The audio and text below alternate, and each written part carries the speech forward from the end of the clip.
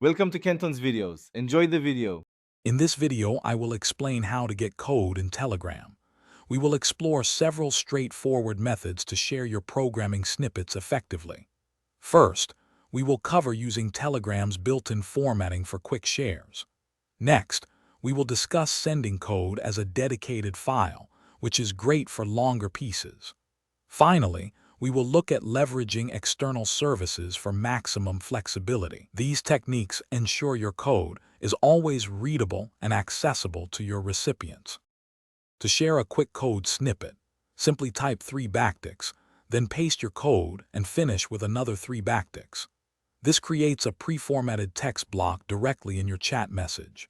It is perfect for sharing a few lines or a small function, ensuring all your indentation and special characters are preserved. This method makes your code instantly readable without needing to open any external applications, providing a seamless experience for everyone involved. For more extensive code, sending it as a file is often the best approach. You can attach a plain text file or even a file with a specific programming extension like Py for Python or JS for JavaScript. Simply tap the attachment icon, select File, and choose your code file.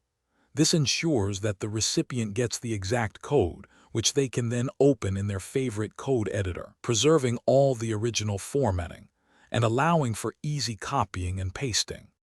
When your code is exceptionally long or complex, a third-party Pastebin service can be incredibly useful. Websites like pastebin.com allow you to paste large amounts of code, which then generates a unique link. You simply share this link in your Telegram chat.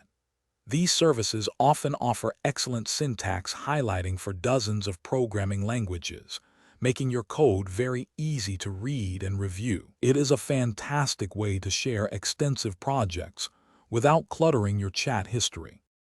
Thanks for watching. Consider subscribing if we helped you.